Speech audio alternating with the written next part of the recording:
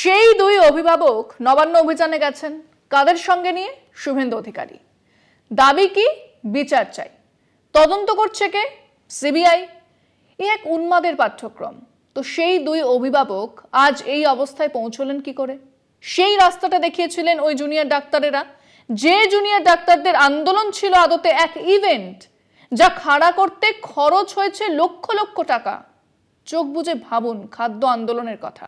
না, doctor Nanda, doctor Mahato, doctor হালদারদের সেসব ভাবতে বলবো না, কারণ ওসব ভাবতে শিরদাঁড়ার ওপরে মস্তিষ্ক লাগে।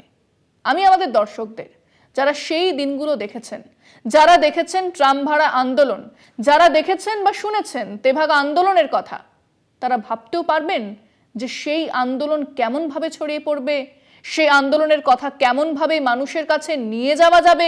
তার জন্য এক ইভেন্ট ম্যানেজমেন্ট কোম্পানিকে ডাকা হয়েছে, তাকে দিয়ে সেই আন্দোলনের ছবি ভিডিও ভাইরাল করা হচ্ছে।